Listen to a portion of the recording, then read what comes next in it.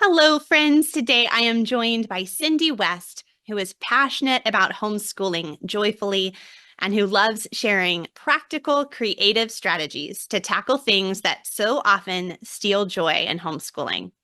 She shares many of those strategies on her blog, Our Journey Westward, and in books or curricula such as Homeschooling Gifted Kids and the popular Nature Explorers series.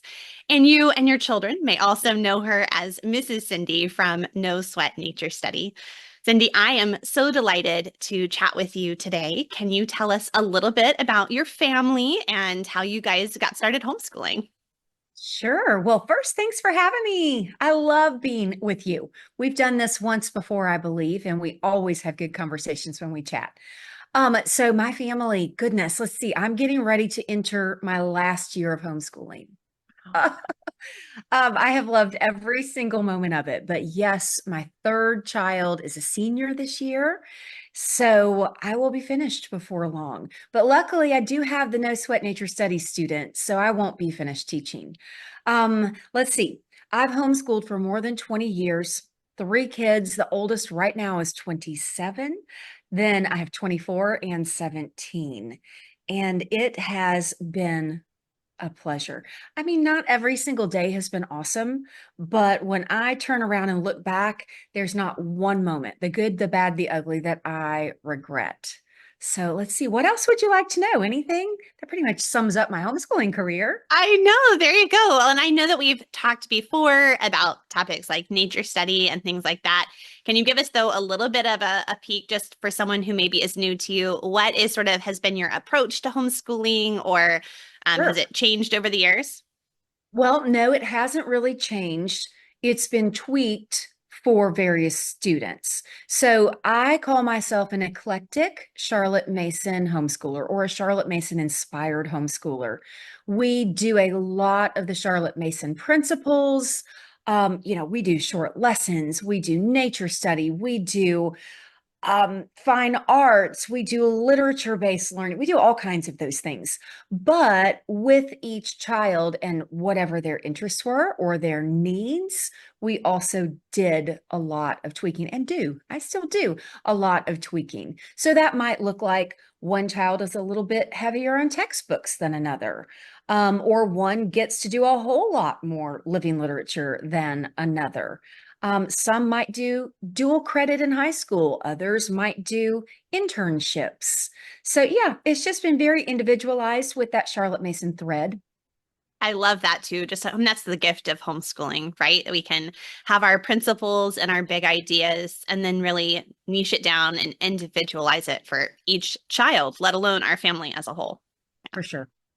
Well, the thing I really wanted to chat with you about today is the middle school years. Okay, so I've talked to moms about homeschooling babies and toddlers. We've talked about like high school and even launching young adults, but I've never really had a conversation about these middle school years. And I just have to be upfront. They are my least favorite parts of homeschooling and parenting. My kids kind of and I kind of joke that like mom's least favorite age is 12. I love the teen years. I love the little years, but those have just been some challenging times. So, from your perspective, what are some of the things that do make homeschooling middle school maybe a little bit more challenging? Well, challenging first and foremost is the attitudes that begin with the preteens and teens. They are going through some tremendous hormone changes. They're trying to grow from a child into an adult, and that can be a huge struggle, particularly for some kids who might have more hormonal fluctuations than others. But if we tackle those things and look at them as a challenge that is to be celebrated and worked through rather than pulling our hair out, it really can be such a blessing. And I will say, I love homeschooling middle school. It's probably my favorite of all. I like that in general, they're good readers. They have the basic foundations of math. Likely, we've taught them the joy of learning so that by those middle school years, we can really kind of do some twists and turns meeting them where they are so that we can reignite a love for learning, and we can slowly move them towards more independence in ways that build them up and encourage them and sort of even out some of the frustrations that those hormones cause. Oh, I love hearing your love for the middle school years. And you started kind of giving us this idea that there's opportunities for joy and possibilities of growth in the middle school years. Can you dig into that a little bit more? Tell us what are some of those ways of thinking about middle school and as a possibility as opposed to a problem. Okay, so let me backtrack for just a second and tell you that when I was substitute teaching, before I got a teaching position in the public school system, I asked them after a couple of weeks to stop calling me for middle school. So my impression of middle school kids was no way, no how. Oh my word, I'm going to have middle schoolers that I have to homeschool someday. But the difference in homeschooling is we know our kids, we love our kids, we're building relationship with our kids, and there's nothing better than having those foundations once we reach the middle school years so that everything that they're going through, we can be incredibly open about. We can discuss it. We can explain it. We can have empathy towards it. And because they are growing in maturity and independence, we can really begin to turn some of the reins over to them. So, when you're thinking about digging in, I think first and foremost, you have to meet them relationally.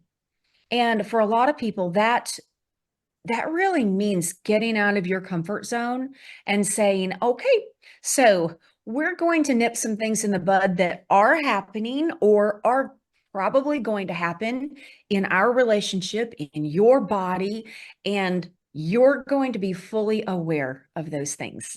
That's a hard conversation. Or actually, I should say, those are hard conversations because this is something that I have found as a thread through the entire hormonal fluctuation years. Um, because you don't know everything to tell them all at once. So you deal with things that you see, you deal with things that you know are probably coming. And when everyone is aware, and you can look at a kiddo in the middle of one of those, let's say, a hormonal rage or hormonal tears, or I hate everything about my life right now, or whatever that middle school thing might be, you have already built that relationship so that you all can have an adult-ish conversation full of empathy, full of understanding, and I will say sometimes full of strictness, where you say, okay, so this is going on, and yet it's still not an appropriate behavior that you're doing right now. Or, you must wear deodorant, whether you want to wear deodorant or not. I mean, there are all kinds of conversations we get to have. So first and foremost, be willing to proactively and retroactively speak very clearly and honestly about the things that are happening to them. When they trust you in that way, it's way easier to get their buy-in on school. So school can sometimes become just give me the work. I don't want to do anything with you anymore. Or it can be I just hate school. I don't want to do this anymore. And so again, we're meeting them where they are, and we're trying to develop a school that they don't have to love. I'm not saying every child has to love everything you give them, but they do tend to come on board with the ideas, the assignments, the plan, shall we say, because everything is out in the open, because you're also explaining to them, this is why we do math. And I will help you find a math that you love, can tolerate, might be a better way to say that. A math that you can tolerate and works on your level, works in the way you like to learn, but math isn't an option. Now, some other things might be, because this year for science, we were supposed to do biology. If you hate the idea of doing the human body, we covered it enough in elementary So, I don't mind if we skip the human body, but we're not going to skip science. We can tweak it so that it's way heavier on plants and animals, for instance. So, those are just some practical ways to really dig in and reach them where they are. I like that, all of those ideas. And I totally agree with you on the need for being proactive in our communication. I see sometimes I've talked to parents who maybe kind of were waiting to have some conversations until it's a moment of crisis. And in the midst of a moment of crisis or relationship conflict or tears or whatever, that's not generally a very good time to really bond and problem solve, right? It's really helpful before the problem or before the challenge starts to have already opened up those conversations so that okay, these might be awkward things to talk about. Let's get used to the awkwardness now so that later on it's a little bit easier. And then just as well to be able to find those things that you can come together and say, okay, here are the things that are non-negotiables, but I'm also willing to listen and understand where you're coming from and like find a way to kind of make both sides feel heard and respected. And allow some choices, which is honestly the end goal of homeschooling. We want them to be able to make their own decisions, right? So as they start to fight for the right to do that, this is an awesome opportunity to begin allowing at least some of their choices to be made or put some of their ideas on the table that you might be able to work with. Something else you just said about when we're in the heat of the moment, that's not always a great time to talk about things. And I would totally agree. But let me remind you, in middle school, they are fighting between being a kiddo and trying to grow into an adult. And when you do have those really friction moments, the closer you can get in cuddling or giving a hug, a long hug, or saying, you know what, let's just scrap all of this. How about we go and read something aloud together or take a nature walk? Or, you know what, why don't you and I just stop? We need to go to the grocery anyway. How about you go help me grocery shop? So something that builds that connection that lets them firmly know you're still there. You're not giving up on them, even when they're acting less like you have trained them to act. Yes, because I think that's one of the things that makes those middle school, those tween years so challenging. It's like when they're younger, you just expect them to act like a kid, right? And when they're older teens, Lord willing, oftentimes they're showing more maturity and self-direction and self-control. But in that kind of middle transition time, it's like they're starting to kind of look older. And so sometimes that was hard for me, especially my kids are very tall. My husband is very tall. So they always have looked a lot older than their age. And so you start expecting them to act like their appearance would reflect. But then they still have this part of their development that really is still very much like a child, right? And they're wanting to push forward for like more independence, but they also still want mom and dad to just be right there with them. So it can be really tricky to navigate. And sometimes the thing, even that worked on Monday morning, doesn't seem to work on Monday afternoon or on Thursday at lunchtime, right? Yeah, and that's the thing. You have to be able to pivot because they are in a war. I mean, you guys remember when you were teenagers, even into high school. I'm not going to say this ends just in middle school because there are still hormonal fluctuations in high school and truly even adulthood. But you remember when you were there, and some days you had no idea who you were and what you were doing in your own body. So when the parent is able to pivot and just be emotionally available rather than reactive, that is a huge gift to these kiddos. Now, I don't mean that you're not. I don't want to use the word strict. You don't have, you need to have expectations. Mhm. And there are certain expectations that they don't get to make choices on, or they don't get to act certain ways. But our goal is to help them figure that out on their own by us pivoting rather than being the ruler of all the world. which a lot of parents can err on that side and just say, you will not act this way, rather than going back and remembering, oh, yeah, sometimes it's hard to control those emotions, I think but it's, oh, still can't sorry, go act that ahead. way. No, I was just going to say, but you still can't act that way. I mean, okay, so you just exploded. We don't do that in this house. However, I understand. So let's together figure out how this doesn't happen again, you know? Yeah. It's kind of like Yeah. as moms, we know maybe sometimes during the month it's a little harder for us to hold on to our temper. But it's a reason that it might be harder, but it's not an excuse to take it out on our family, right? So we can Right. kind of hopefully use that as some empathy and sympathy as we think about it. Yes. I think it was Misty Yes. Winkler who talked about how, as moms, we want to be the thermostat and not the thermometer in the house, which I thought was such a good word picture because it can be easy to allow our own emotions or feelings to be kind of ruled by, like you were saying, the reaction to whatever circumstance, whatever child is doing whatever craziness in the living room. And if we're just kind of reflecting the fluctuations of what's going on around us, um, we aren't able to actually bring some control and peace to the situation. But when we can be the thermostat and kind of self-regulate, we're able to actually be more engaged, I think, even on those harder days. Yeah, and that's harder done than it is to say. So it takes practice, and you've got to give yourself some grace, especially if you're dealing with your first middle schooler or even another kiddo who the first one just sailed through these years, and now all of a sudden you have one that's more reactive. It takes a little while for you to step back and go, oh, this is what's happening. Okay, we need to figure some things out here. I told my oldest child, I was like, look, I know you don't know what you're doing right now, but honestly, I'm learning right for the first time too. Like, I'm trying to figure out how to be a mom right now. So let's just both be patient with 100%. each other. Yeah. Yes. Well, And we've that's part talked of a that lot. communication. Yeah. Yeah. Yeah.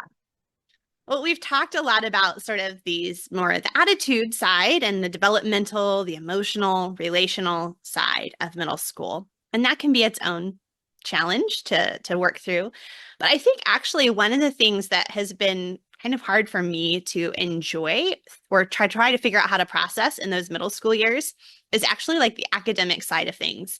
Because middle school kind of feels like this no man's land, like some kids are ready to just jump right into higher levels of thinking and processing and learning.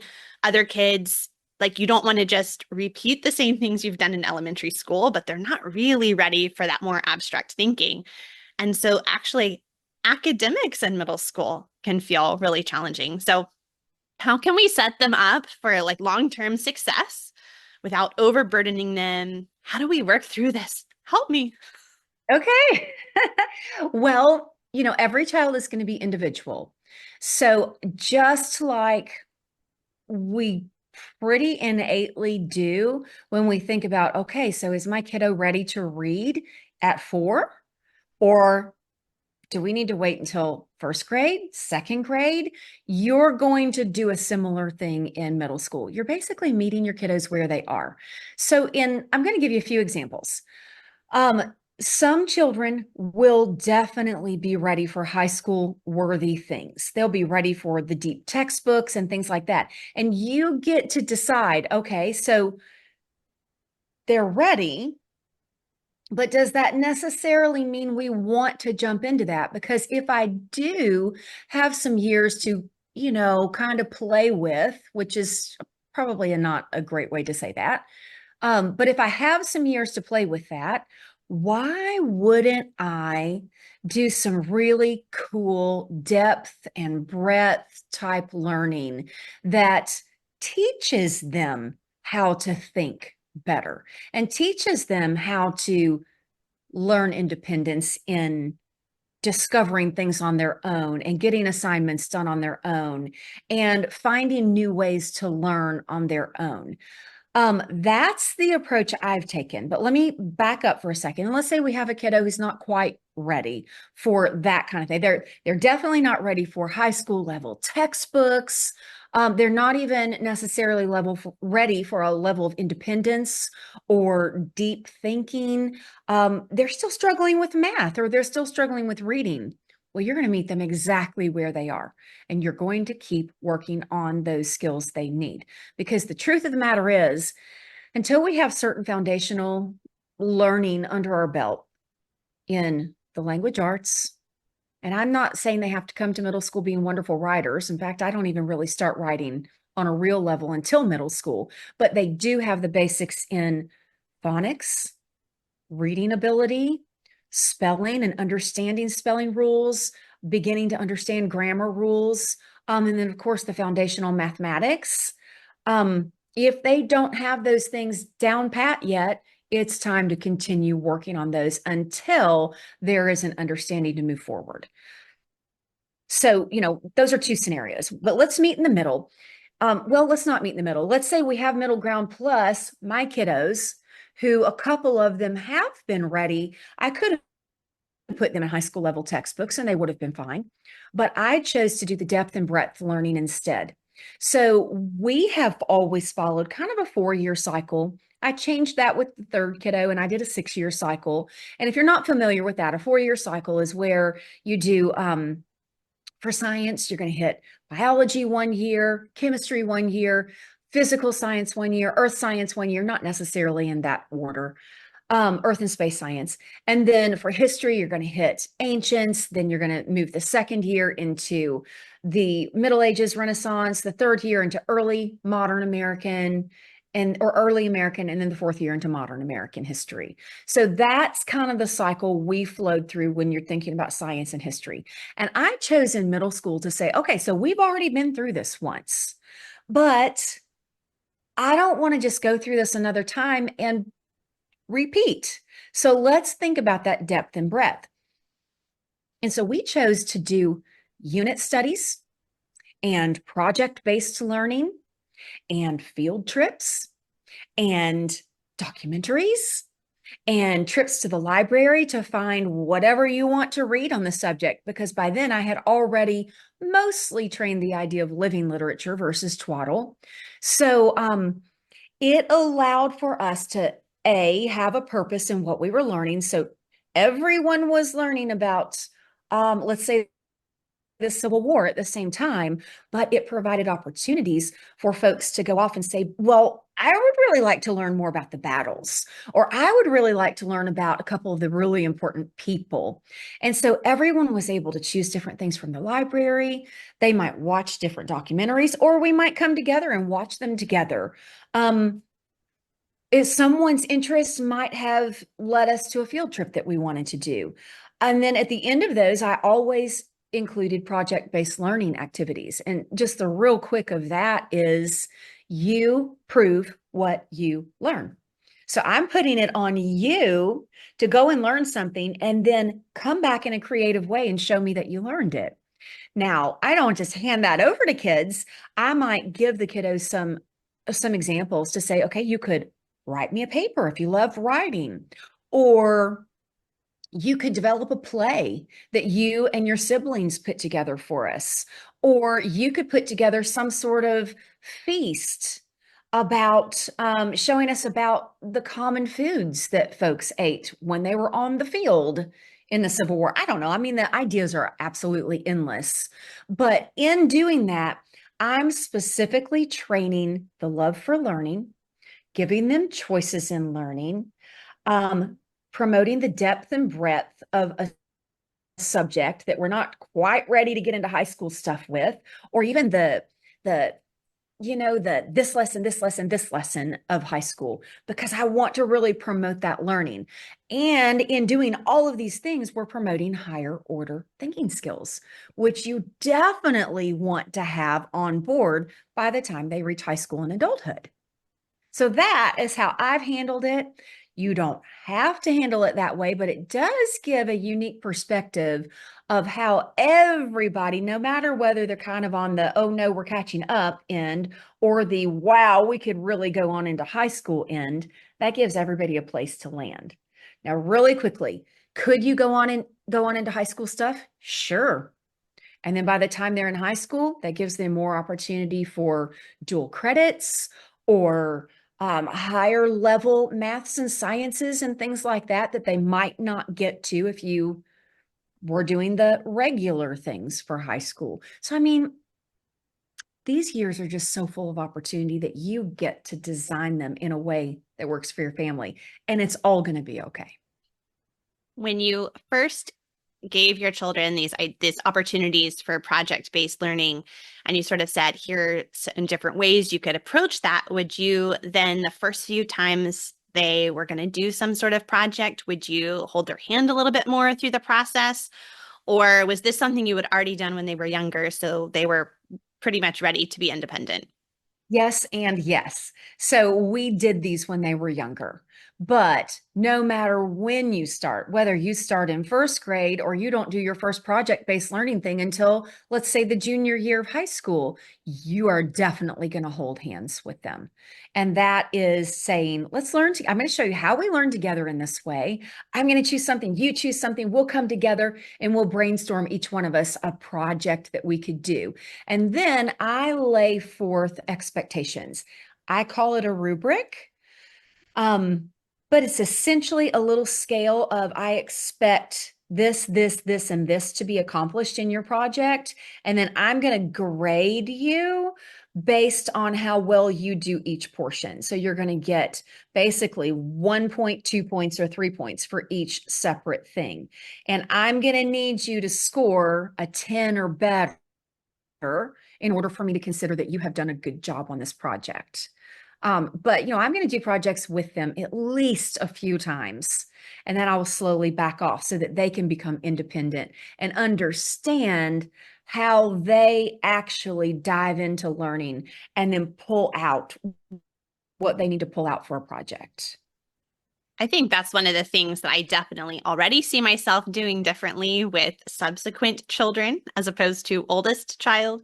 I'm both expecting more independence too soon, potentially, or allowing a child to push away and say, I want to do this on my own. And now I'm just much more likely to be willing to help and participate in the learning when they're in this kind of transition time, because that's actually still really fun too. It's like, I want to not miss out on all this fun stuff you're learning. Well, exactly. And the method that I've just described is more parent intensive. And some folks might say, I do not have the time. I still have two or three or four other children who are younger. They need me, or I've some older ones and we're trying to think about college. That just seems really intensive. The good news is when you train it a few times, you can be way more hands off if you want to. But let me do mention with my third kiddo, I backed off too early too. Um, I thought I had this down by the third kiddo, and we got into the high school level years, and I turned over just maybe one or two courses too many to his complete, independence. And about halfway through the year, he said, I just really miss you. Oh. And then the second thing was, I'm not exactly sure I'm completely understanding some of this stuff. So I had to back up and make some adjustments. So, that's just part of homeschooling. And when you give yourself enough grace, you can go, oh, okay, well, I let off the brakes a little too soon, or I maybe held on a little too long. And then you tweak and you adjust. And sometimes you have to fix things, and it's fine. Yeah, that's kind of parenting too, right? We Yes. just repent, we move forward, and trust that the Lord's grace will cover our mistakes as parents.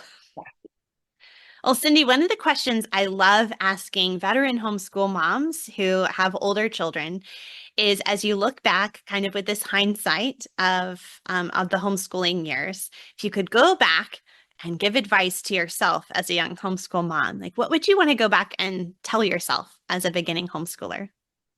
I had one kiddo who was extremely active. And it is the way the Lord made him. And I can see now that the Lord made him that way because he's going to go and do some things that require a big personality and a lot of energy and things like that. And I wish that I had seen him for who God created him to be better. And that would mean that I would have backed off a little bit from trying to fit him into the box of listen, I'm going to look like a bad mom if you're behaving this way. So you need to pull it together, sir. I think I would have had a lot more grace with him and I would have supported him a little bit better in his rambunctiousness. I'm not exactly sure what that would have looked like. And I think it's really easy to say that on this end because I am far removed from all of the energy that was required of me to live with that child. So, it's easy to say, oh, I would have been so much more graceful in all of that. But I think that I would have made some different decisions in discipline, in the activity level that I allowed in our homeschool, which we allowed a lot. But I think I would have gone for more nature walks and more field trips. I think I would have taken more breaks for movement. And I would have started brain training a little bit earlier. Just really quickly, brain training, it helps train executive functioning skills. So when somebody has trouble remembering or paying attention or processing what you say or what they see, brain training helps build connections in the brain so that it makes it easier for a kiddo to do that kind of thing. I would have started that earlier, but I didn't know what I didn't know at the time. So yeah, it's Yeah. okay. Well, one of the things you said at the beginning is when you mentioned, oh, I will look like a bad mom if, this behavior, that behavior. And I think that can be just a good reminder to all of us, regardless if you're homeschooling little ones or whatever age, is the situation, is whatever's going on actually something that is a value to you and to your family that actually you want to address and deal with? Or are you more concerned about what other people are going to think about you than you are about actually what's going on with your child? Because sometimes that can, well, I would say probably every time, if you're making your decision, if we're a situation of parenting or homeschooling choices, because you're worried about what other people's opinion is going to be of you, it's probably not going to be the best choice for your kid or for your family. Yeah, 100%. And there was an older mom than me at the time. I don't remember how old this child was, but I was getting after and can't act like this in front of other people. And she just gently pulled me aside and said, hey, I just want to remind you very gently that he belongs to the Lord and the Holy Spirit will will work through a lot of these things. It's not your job 100% to turn them into what they're going to be. So maybe give yourself a break. And in doing so, maybe you can give him a break a little bit. And that was some of the best advice I ever had. That is really good advice for all of us, for sure. Yeah. Well, Cindy, I know this conversation is going to encourage moms of tweens and middle schoolers and moms who are looking forward to that age as well. But before we wrap up, I want to ask you the questions I'm asking everyone this season. And the first is just, what are you personally reading lately? Personally, I don't get to read personally very often. I am reading dual credit applications. I am reading high school transcripts. I'm doing a whole lot of college prep, figuring out exactly, we still haven't quite figured out exactly what we're doing for this senior year towards college, because for the first time ever, I have a kiddo who would like to play some sports in college. So I'm reading a lot of new things towards that end. So no personal reading right now. It's part of that professional development for moms, right? Yes. Yes. Yes, I've been helping my rising senior with all the college essay, the application Ooh, essays and all of that. So, a okay. lot. All right. The final question is, what would be your best tip for helping with a homeschool day or season that seems to be going completely off the rails? Stop and do something different.